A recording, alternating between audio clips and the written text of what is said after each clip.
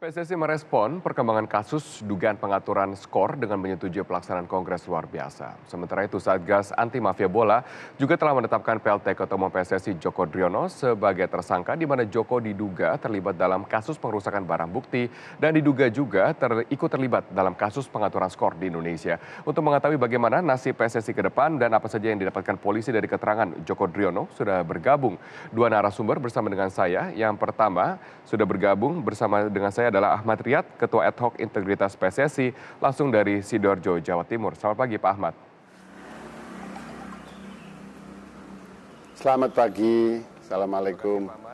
Waalaikumsalam, terima kasih telah bergabung bersama dengan saya. Dan yang kedua adalah Brigjen Polisi Dedi Prasetyo, Karopenmas Divisi Humas Mabes Polri yang telah bergabung bersama dengan saya langsung dari Mabes Polri di Jakarta. Selamat pagi, Pak Dedi. Selamat pagi, Assalamualaikum Mas. Waalaikumsalam, terima kasih Pak Dedi telah bergabung bersama dengan saya. Saya akan langsung ke Pak Dedi terlebih dahulu. Pak Dedi, setelah polisi memeriksa Joko Driono selama 20 jam, apa saja keterangan yang didapatkan polisi yang berkaitan dengan kasus dugaan pengaturan skor di Indonesia? Memang untuk pemeriksaan saat ini memang untuk Satgas Anti Mafia Bola masih fokus pada pemeriksaan dugaan ya saudara JD sebagai aktor intelektual di dalam menyuruh melakukan pengerusakan, kemudian penghilangan barang bukti, kemudian pencurian barang bukti yang dilakukan oleh 3 orang tersangka yang sudah ditetapkan terlebih dahulu. Namun demikian, untuk proses pemeriksaan tidak terhenti di hari Senin saja, kemudian akan dilanjutkan besok pagi, Mas. Besok pagi jam 10, saudara JD akan dimintain keterangan kembali oleh Satgas Anti Mafia Bola, fokus satu case dulu. Kemudian nanti akan juga tentunya dengan barang bukti yang saat ini sudah dilakukan penyitaan oleh Satgas Anti Mafia Bola dan sudah dilakukan asesmen serta analisa terkait menyangkut masalah laporan polisi saudari Lasmi, itu nanti akan dikembangkan juga pengaturan skor terhadap PS Banjarnegara. Ini masih akan didalami lagi, Mas. Baik Pak Dedi, berarti ada 2 dugaan kasus yang akan menimpa Joko Driono. Yang pertama adalah menyuruh merusak barang bukti, yang kedua adalah pengaturan skor di Indonesia. Kasus yang pertama menyuruh untuk merusak barang bukti oleh 3 orang bawahannya. Apa kepentingan Pak Joko Driono sehingga kemudian menyuruh 3 bawahannya untuk merusak barang bukti? Karena di situ ada dokumen-dokumen yang sangat penting yang terkait menyangkut masalah pengaturan pertandingan, kemudian menyangkut masalah penunjukan perangkat pertandingan, jadwal pertandingan, kemudian ada juga dokumen-dokumen menyangkut masalah transaksi keuangan.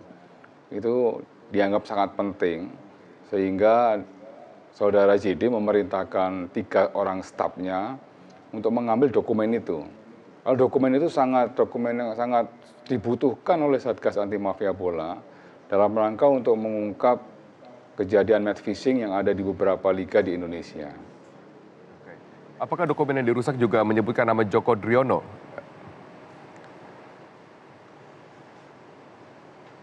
Dari 75 dokumen yang dilakukan penyitaan memang harus dipilah-pilah kembali oleh Satgas. Satgas sudah melakukan analisa, kemudian melakukan asesmen terhadap beberapa barang bukti yang saat ini sudah ada di Satgas.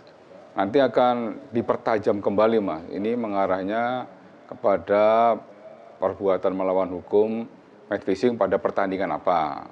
Kemudian di situ kan ada dokumen-dokumen menyangkut masalah transaksi keuangan. Tentunya akan kita konsultasikan dengan PPATK. Apakah di dalam transaksi keuangan tersebut ada transaksi yang mencurigakan. Itu nanti akan didalami lagi oleh penyidik. Jadi nanti akan betul-betul penyidik sesuai dengan fakta hukum yang ada, memilah-milah dulu, mengklasifikasi dan mengklaster dulu. Ini masuk case mana, ini masuk case mana, ini masuk case mana. Baru dari situlah nanti penyidik membuat suatu analisa sementara, langkah-langkah selanjutnya akan dilakukan pemeriksaan siapa. Tambahan lagi pemeriksaan beberapa saksi. Seperti itu, Mas. Kalau misalnya perlu penyitaan barang bukti lagi, nanti akan disita lagi barang bukti lagi. Oke, baik Pak Dedi, sebelum saya ke Pak Ahmad, Pak Dedi, apakah kemudian efek pengerusakan barang bukti ini besar terkait dengan pengungkapan kasus mafia bola secara keseluruhan oleh Satgas Anti Mafia Bola? Iya, Mas. Karena menurut Satgas Anti Mafia Bola, dokumen-dokumen ini sangat vital di dalam rangka untuk mengungkap match fixing yang terjadi di beberapa liga. Oke. Tapi alhamdulillah dokumen-dokumen saat ini sekarang sudah dalam penyitaan dari Satgas Anti Mafia Bola. Oke, baik.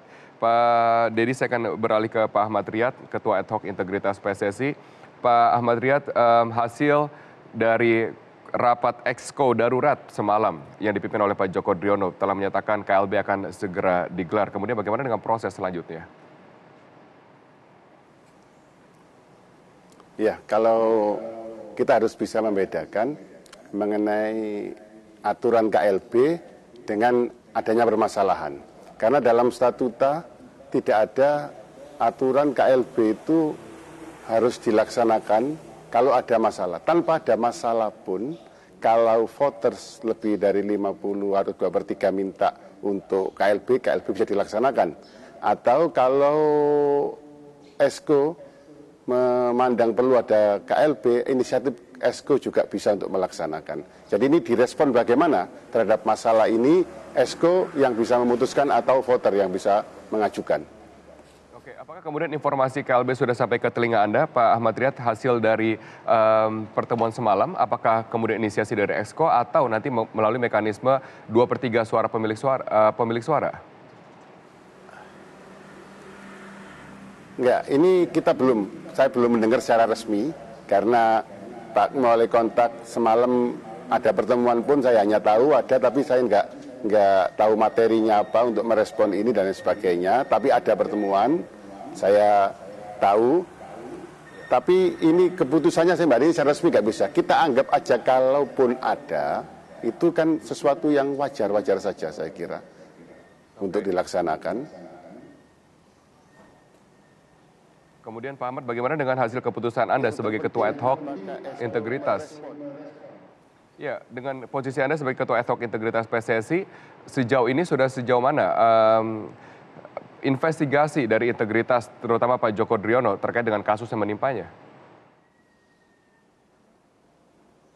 Nah, ini kita sudah bertemu Pak Joko Driono sebelumnya untuk menanyakan keterlibatannya semuanya ini. Kita ketemu sama Exco semuanya. Dalam kesempatan pertama, kita akan sampaikan bahwa kita ini akan kerja benar. Apakah ada yang terlibat, Pak Joko Driono, dalam kasus ABC, Pak Joko Driono ngomong tidak. Nanti di dalam pemeriksaan kepolisian saya akan nyampaikan semuanya dulu, apa yang harus saya sampaikan. Seperti itu. Dengan status sebagai tersangka, apakah kemudian ada sanksi yang akan diberikan? Nah, ini.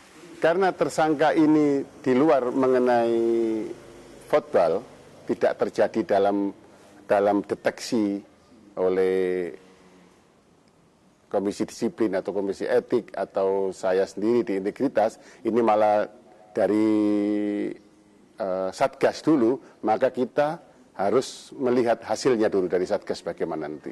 Proses dari Satgas ini bagaimana. Kalau sudah menjurus kepada pelanggaran etika, pelanggaran disiplin, atau pelanggaran pidana, tentunya nanti akan bersikap selanjutnya. Memang saya integritas ini rencananya malam ini atau sampai besok kita akan kumpul kembali untuk menyikapi semua ini. Pak Ahmad, apakah kemudian status sebagai tersangka dengan pasal berlapis, dengan potensi dua kasus yang berbeda, kasus pengerusakan barang bukti dan kasus dugaan terlibat dalam match fixing, tidak cukup untuk memberikan sanksi kepada seorang Joko Driono? Iya.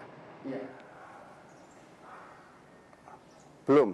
Kalau kita melihat dalam status pasal 8, jelas bahwa apa yang terjadi itu apabila sudah terdapat putusan pengadilan.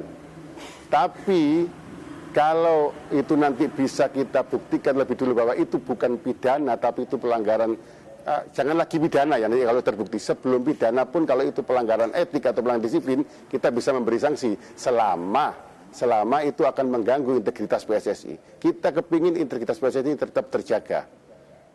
Oke, baik Pak Ahmad, pertanyaan terakhir saya kepada Anda, apakah ini mengganggu dari persiapan Liga 1, persiapan Piala Presiden, apalagi Piala AFF yang sedang dijalani oleh Timnas U22 saat ini? Ini, kalau saya melihat secara umum organisasi apabila ketuanya bermasalah, pasti ada sedikit gangguan. Tapi apakah sistem bisa berjalan?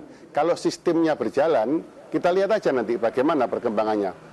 Exco bisa jalan atau tidak, karena ketentuannya Exco kan 50% itu sudah masih, kalau di bawah 5% baru harus ada penambahan. Ini kita lihat nanti, kalau mau mengganggu, kalau urusan mengganggu, saya kira ada kemungkinan dan potensi terganggu ada. Oke, Kalau baik, sistemnya Pak nggak berjalan. Kita akan Baik, Pak melihat Ahmad. nanti perkembangannya. Oke, pertanyaan terakhir saya kepada Pak Dedi. Pak Dedi, besok akan dilanjutkan pemeriksaan kepada Pak Joko Driono, melanjutkan dari pemeriksaan lanjutan yang sebelumnya telah ditahan untuk sementara. Apakah kemungkinan ada potensi penahanan dari Pak Joko Driono, mengingat ini adalah kasus pengerusakan barang bukti? Penahanan dapat dilakukan pada saat potensi perusakan barang bukti akan dilakukan oleh tersangka, betul ya Pak? Seperti itu. Ya, tentunya nanti sangat tergantung dari hasil pemeriksaan besok dan dari hasil gelar, Mas. Karena penyidik memiliki pertimbangan subjektif, apakah yang bersangkutan perlu dilakukan penahanan atau tidak. Ya, tentunya nanti penyidik akan mendalami dulu pemeriksaan besok, serta mengalukan gelar perkara dulu, Mas. Baik, terima kasih. Brigjen Polisi Dedi Prasetyo, Karopenmas Divisi Humas Mabes Polri telah bergabung bersama dengan saya, dan sebelumnya adalah Bapak Ahmad Riyad, Ketua Ad Hoc Integritas PSSI. Terima kasih Bapak-Bapak telah bergabung bersama dengan saya dalam Metro Pagi Prime Time.